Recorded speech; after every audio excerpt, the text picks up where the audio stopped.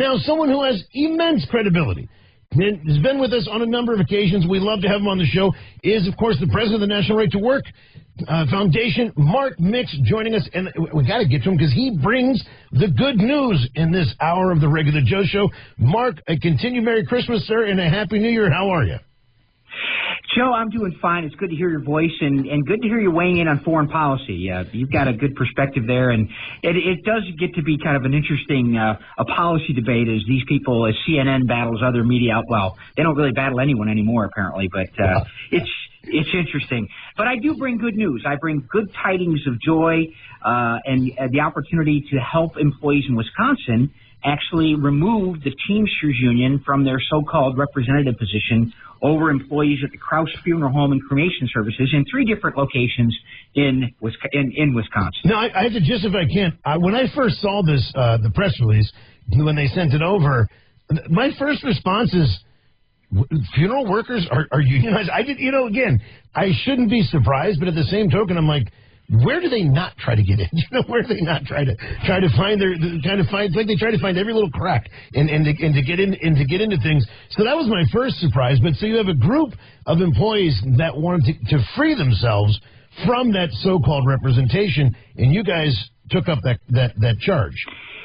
Yeah, indeed. These employees come to us. They, were obviously not excited about or encouraged by the so-called representation the Teamsters Union Local 344 was offering them.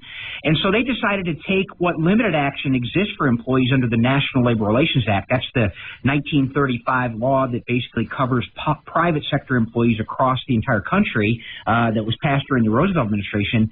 But they have the right to basically petition, if they can get the requisite number of employees in the bargaining unit to sign a petition that would ask the NLRB to conduct an election, hopefully a secret ballot election that allows them to, 1, either reaffirm their support for the union, or 2, say they're not interested in the union's representation anymore. These workers did that, and in the meantime, they sent the petition to the employer, and the petition had a majority of the employees on it. So the employer exercised what limited rights they have, and they said, well, look, if a majority of employees aren't interested in having the union represent them, then we can withdraw so-called recognition by the union of the employees.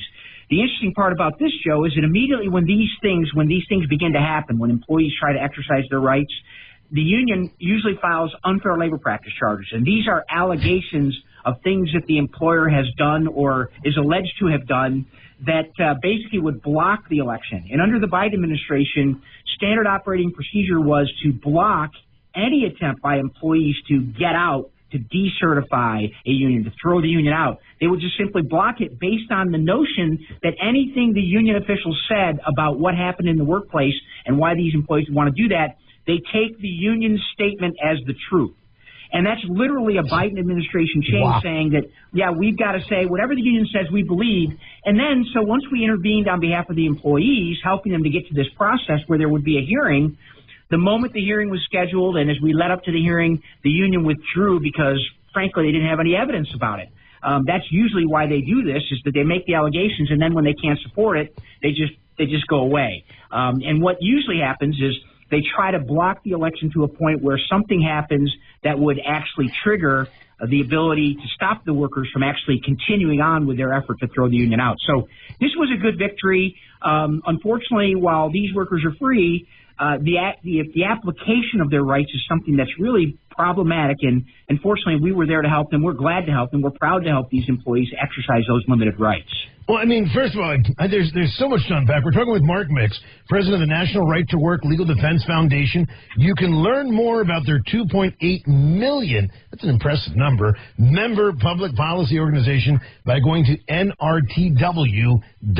If you want to learn more, you want to support them, they are a nonprofit, so that they need your support to do these great cases, to prevail in these cases.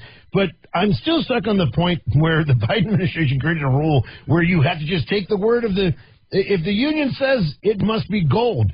It almost sounds like a bunch of Democrats sat around and thought, hey, how can we just make everything we want happen just by waving our hands? I mean, this is an absurd concept that was existing, and thankfully you guys are challenging it and getting justice.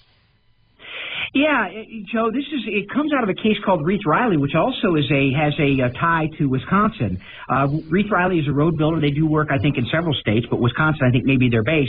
And so we had brought a case on behalf of employees of Reith Riley, and the union there was blocking their ability to get out of the union, and the NLRB ruled that no, anything the union says, we've got to take as the truth until we get to a hearing.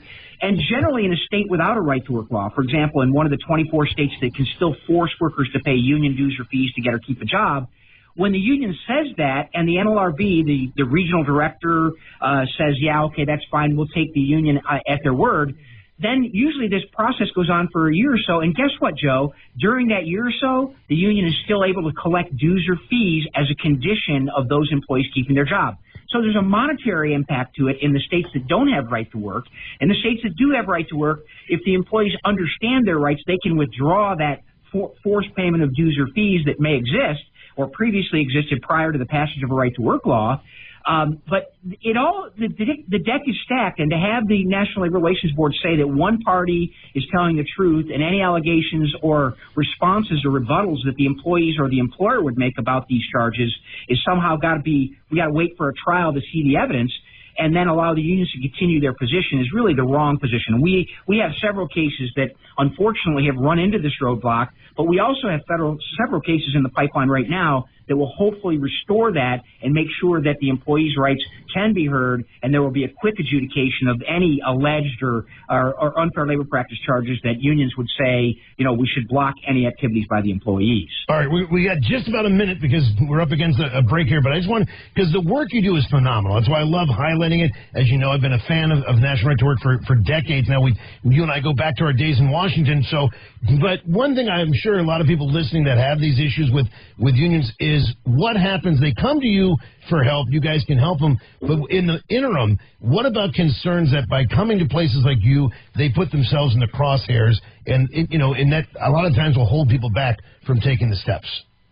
Yeah, Joe, that's a really important point you make, and it's only because we have courageous people out there that are willing to stand up and fight for their rights that we can do the work that we do. I mean, basically, they trigger the opportunity for us to help them in litigation, but it does take tremendous courage, and unfortunately, in workplaces around the country, particularly with the Teamsters Union, for example, there's a lot of intimidation, there's a lot of threats. Those things, oftentimes don't get aired in public, but they're there informally. And so that's why it's really great that employees have the ability and have the courage to stand up and fight for the rights. And that's how we can protect even more workers across the country as this litigation activity continues. Mark Mitz, I appreciate you being with us. We'll have to have you back on again soon. There's so much to unpack each and every time, but check them out. NRTW.org, the National Right to Work Legal Defense Foundation. They are hard at work each and every day. They can only do it with your support, and they're there to help you. Mark, I really appreciate you taking time to bring us some good news on this Epiphany Tuesday.